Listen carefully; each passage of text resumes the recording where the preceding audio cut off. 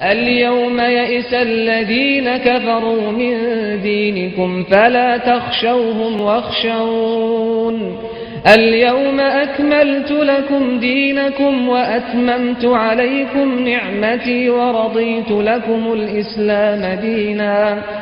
بسم الله الرحمن الرحيم. الحمد لله رب العالمين وصلى الله على محمد وآله الطاهرين ولعنة الله على أعدائهم أجمعين إلى قيام يوم الدين. وقال سبحانه وتعالى ولقد بعثنا في كل أمة رسولا. خداوند تبارک و تعالیٰ کا ارشاد ہے کہ ہم نے ہر امت میں رسول مبعوث فرمائے. ہماری گفتگو کا موضوع نبوت، اور جیسا کہ آپ کے علم میں ہے کہ نبوت اصول دین میں سے تیسری اصل ہے، یا بالفاظ دیگر نبوت اسلام کے ستونوں میں سے تیسرا اہم اور محکم ستون ہے. نبوت کے بارے میں ہم نے پہلے بھی توجہ دلائی کہ نبی اللہ سبحانہ و تعالیٰ کی جانب سے ایک خبر لے کے آنے والا کہ جو انسان ہو، لیکن یہ خبر کسی انسان کے ذریعے سے نہیں بلکہ ایک فرشتے کے ذریعے سے لے کے آئے.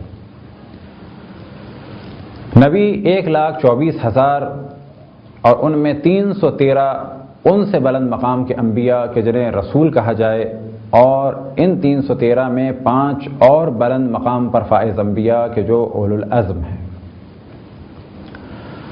انبیاء علیہ السلام میں چند شرائط موجود ہونی چاہیے، چند خصوصیات موجود ہونی چاہیے. نبی کی چند شرائط ہیں.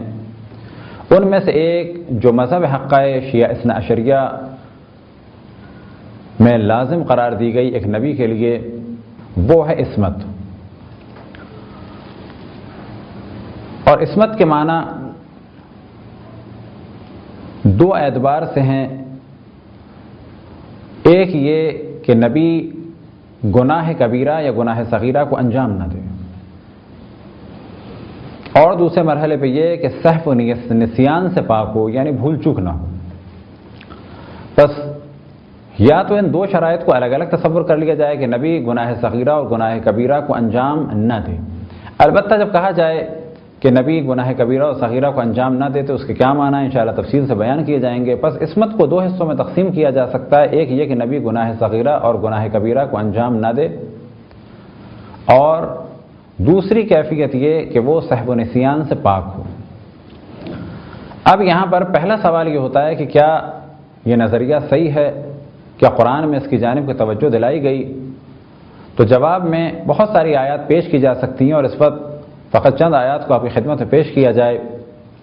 ارشاد خداوند تبارک و تعالیٰ ہے اذ ابتلى ابراہیم ربہ بکلمات فاتمہن قال انی جاعلک للناس اماما قال ومن ذریتی قال لا ینال عہد الظالمین. کہ جب جناب ابراہیم علیہ السلام سے خداوند تبارک و تعالیٰ نے امتحان لیا اور وہ امتحان میں کامیاب ہوئے تو اللہ سبحانہ و تعالیٰ کی جانب سے ارشاد ہوا انی جاعلک للناس اماما. تو آپ نے سوال کیا کیا یہ منصب میری ذریت میں بھی ہوگا؟ فرمایا لا ینال عہد الظالمین، یہ میرا عہد، یہ مقام اور منزلت ظالموں تک نہیں پہنچ سکتی. ان الشرک لظلم عظیم، کہ شرک ایک بڑے مظالم میں سے ایک بڑا ظلم ہے. شرک مظالم میں سے ایک بڑا ظلم ہے، یعنی برائیوں میں سے ایک بڑی برائی ہے. اور انہی گناہوں کے لیے ایک اور جگہ قرآن مجید میں ارشاد خداوند تبارک و تعالیٰ سورہ ہود میں وما ظلمناہم ولکن کانوا انفسہم یظلمون، ہم نے ان پر ظلم نہیں کیا لیکن ان لوگوں نے خود اپنے آپ پر ظلم کیا. یہ ظلم کس طریقے سے کیا؟ اللہ کی مخالفت کے ذریعے سے. بس ارشاد خداوند تبارک و تعالیٰ ہے کہ یہ عہد ظالم تک نہیں پہنچ سکتا. اب اگر یہ لفظ ظلم کسی اور جگہ بھی استعمال ہو تو وہاں پر اگر کسی نبی کے لیے استعمال ہو تو کہا جائے گا کہ یہاں پر ظلم سے مراد گناہ نہیں ہے، جبکہ ان دو آیتوں میں ظلم سے مراد گناہ ہے. اور ہمارا موضوع یہ ہے کہ نبی معصوم ہے، یعنی گناہوں سے پاک ہے.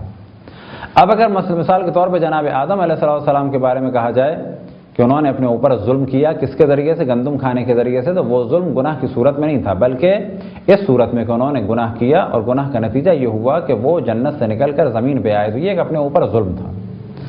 اب یہ گفتگو بھی ہوگی کیا جناب آدم نے گناہ کیا؟ تو کہا جائے گا کہ جناب آدم نے گناہ نہیں کیا بلکہ جناب آدم نے ترک اولا کیا. ترک اولا کیا چیز ہے؟ ہمارا عقیدہ یہ ہے کہ ایک کام ہے اچھا اور ایک کام ہے جائز، اور جو فقط جائز کام ہے اس سے بہتر ہے اچھا کام۔ اب ایک انسان کو اور نبی کو اختیار ہے، چاہے وہ اچھا کام کرے اور چاہے وہ کام کرے جو فقط جائز ہے۔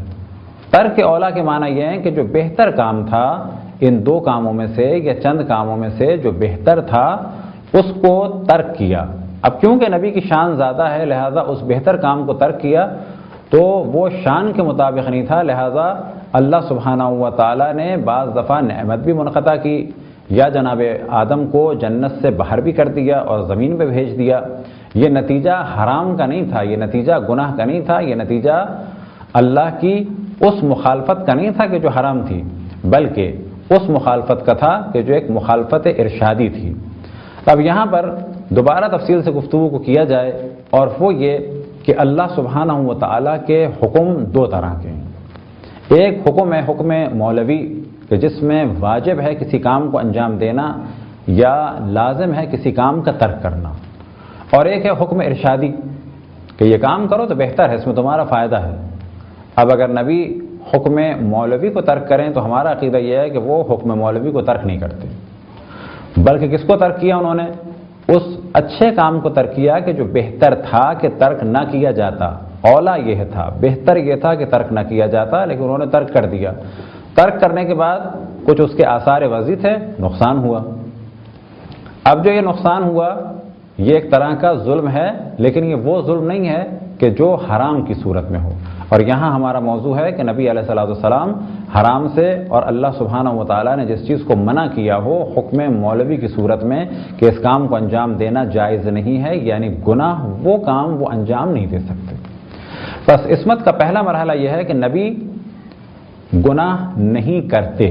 اب سوال یہ پیدا ہوتا ہے کہ کیا گناہ نہیں کرتے سے مراد یہ کہ اللہ نے ان میں طاقت ہی نہیں رکھی گناہ کی؟ تو یہاں پہ کہا جاتا ہے کہ نہیں، ان میں گناہ کی طاقت تو ہے، اگر معاذ اللہ وہ چاہیں، لیکن وہ چاہتے بھی نہیں ہیں گناہ۔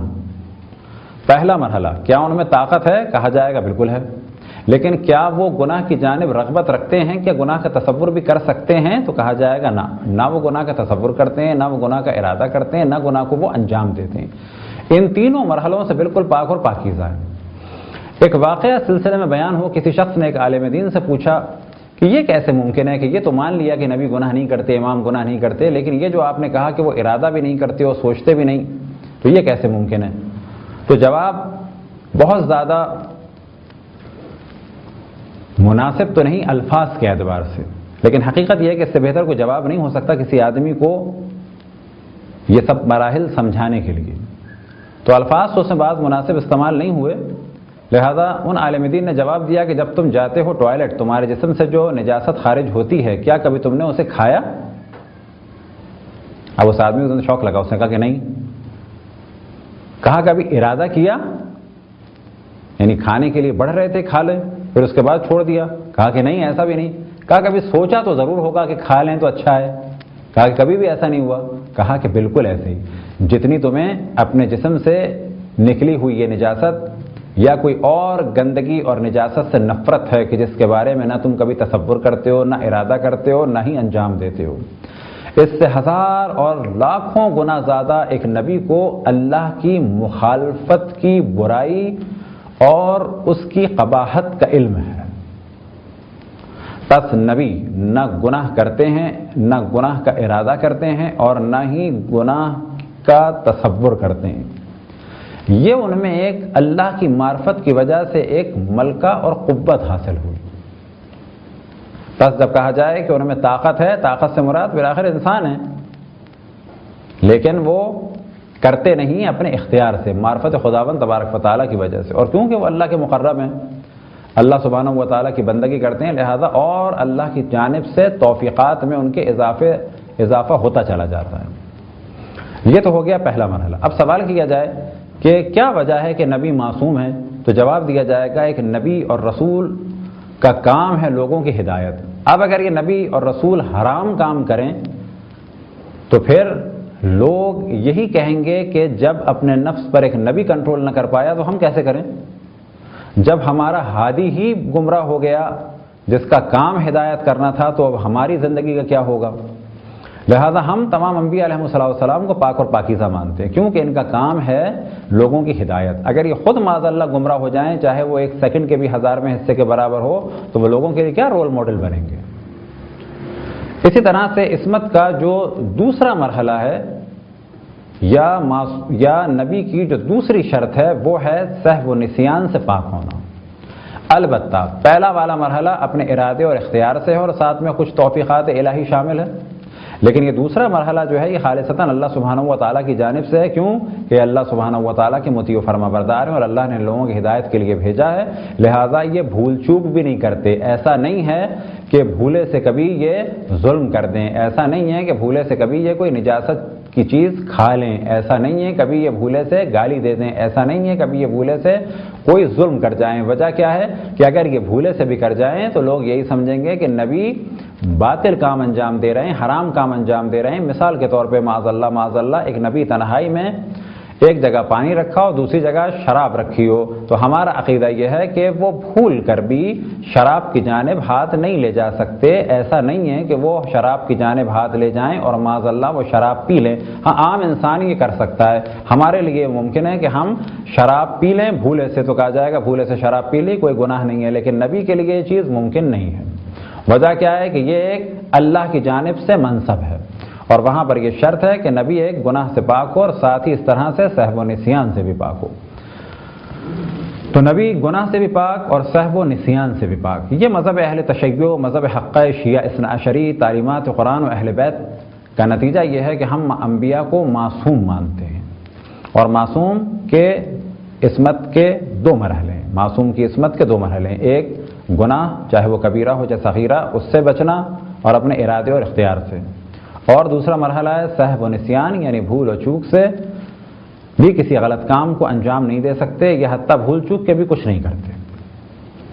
اس مسئلے میں ہمارے برادران اہل سنت عام طور پہ اعتراض کرتے ہیں اور قرآن سے دلائل لے کے آتے ہیں کہ انبیاء نے غلط کام کیے، انبیاء نے گناہ کیے، جبکہ ہم کہتے ہیں کہ جس طرح سے اللہ سبحانہ و تعالیٰ کے بارے میں نسیان کی نسبت دی جاتی ہے، وَنَسِيَهُمْ سورۃ توبہ میں نسوا اللہ ونسیہم، وہ اللہ کو بھول گئے اور اللہ نے انہیں بھلا دیا۔ یہاں پر تعویل کی جاتی ہے۔ تعویل کیا مراد ہے تعویل کی؟ کہ جب صحیح معنی مناسب نہ ہو تو ان کو ایک محاورتی اور مجازی اور پھر تعویل کا کام کیا جاتا ہے کہ اس کو محاورے یا مجاز میں لے جایا جائے۔